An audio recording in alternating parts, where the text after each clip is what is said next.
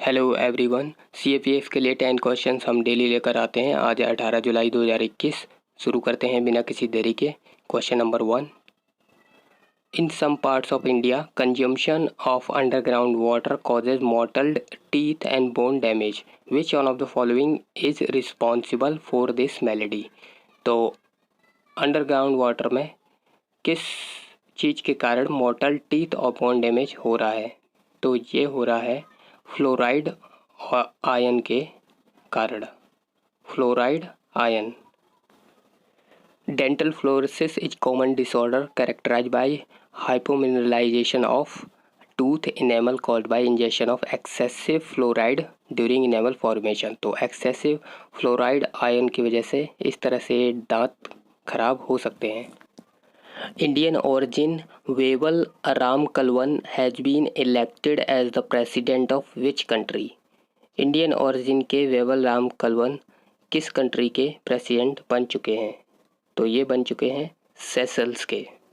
ठीक है, Wavel Ramkalawan Seychelles के प्रेसिडेंट बन गए हैं। Indian origin Wavel Ramkalawan has been recently elected as the president of Seychelles.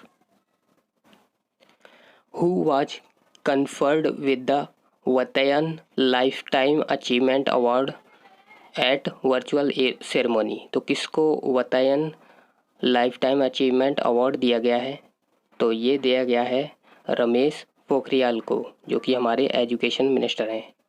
Union education minister Shri Ramesh Pokhriyal Nishank was conferred with the Vatayan Lifetime Achievement Award at a virtual ceremony. This award will be conferred to the Minister for Writing Poetry and Other Literary Works. तो ये minister को दिया जाएगा for literary works के लिए।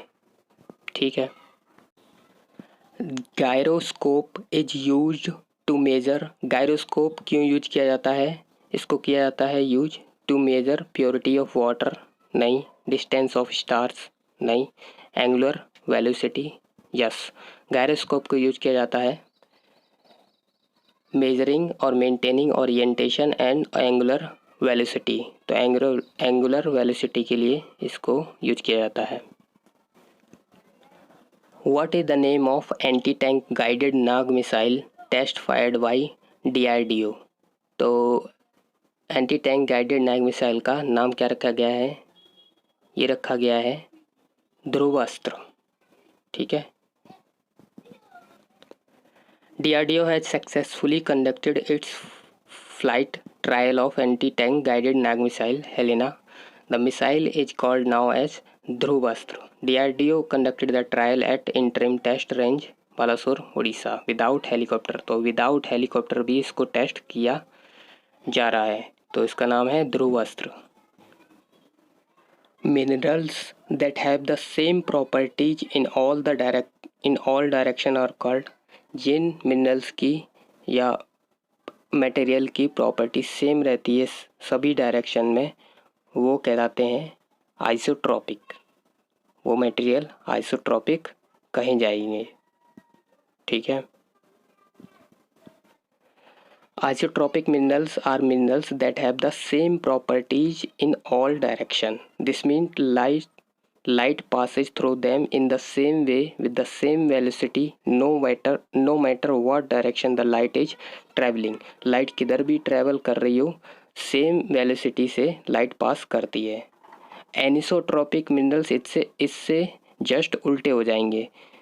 Anisotropic minerals have different properties in different direction, so light travels through them in different ways and with different velocities depending on the direction of travel through a grain. तो light उनसे travel होती है अलग अलग velocity से, अलग अलग तरीके से। ठीक है। Which of the following is a dwarf planet? इनमें से कौन सा ड्वार्फ प्लैनेट है? सेरिस, यस। एरिस, ये भी है। मेक। तो ये सभी ड्वार्फ प्लैनेट हैं। ठीक है। हमारे सोलर सिस्टम में 5 ड्वार्फ प्लैनेट रिकॉग्नाइज किए जाते हैं? The International Astronomical Union officially recognize 5 dwarf planets in the solar system. कौन कौन से? Pluto, Eris, Ceres, Makemake and Haumea. फिर से कहता हूँ, Pluto, Eris, Ceres, Makemake and Haumea. तो ये 5 ड्वार्फ प्लैनेट रिकॉग्नाइज करते हैं। इजी क्वेश्चन है, what do you call the total system of parallels and meridians that form a network of intersecting lines? तो इस सिस्टम को क्या कहेंगे? Geographical pattern, geographic arrangement, geographic grid या जियोग्राफिक पॉलीगॉन? तो इसको हमें पता है, total system of parallels and meridians एक नेटवर्क बनाए इंटरसेक्टिंग लाइंस का, तो जियोग्राफिक ग्रिड कहलाएगा। The geographic grid refers to the internationally recognize system of latitude and longitude use to location positions on earth surface. तो इसको use किया जाता है, हम इससे लोकेशन का पता करते हैं। अब इस क्वेश्चन को ज़रा ध्यान से पढ़ो तभी सही होगा। Which of the following term is added in the preamble in 44th Constitutional Amendment? तो इसमें से कौन सा टर्म ऐड किया गया था प्रियम्बल में अमेंडमेंट से? सोशलिस्ट, इंटीग्रिटी या दोनों या नन? तो सोशलिस्ट और इंटीग्रिटी, और एक और वर्ड ऐड तो किया गया था लेकिन ये इसका आंसर हो जाएगा नन, क्योंकि 42nd कॉन्स्टिट्यूशन अमेंडमेंट में ऐड किया गया था। The preamble was amended by the 42nd constitution amendment act 1976, जिसमें 3 न्यू वर्ड ऐड किए गए थे। कौन कौन से? Socialist, secular and integrity. Socialist, secular and integrity, तो ये 3 वर्ड ऐड किए गए थे 42वें संशोधन में, ना कि 44वें संशोधन में। ठीक है।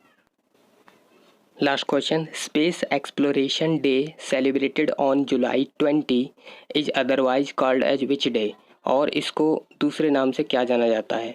तो स्पेस एक्सप्लोरेशन डे को मून डे भी कहा जाता है। मून डे क्यों? और क्योंकि ऑन जुलाई 20, 1969 नील आर्मस्ट्रॉन्ग और Edwin Aldrin became the first human to land on the surface of moon. तो 1969 में नील आर्मस्ट्रॉन्ग और एडविन एल्ड्रिन पहली बार मून के सरफेस पर गए थे। हमें सपोर्ट करने के लिए आप सब्सक्राइब जरूर करें। That is all for today. Thank you.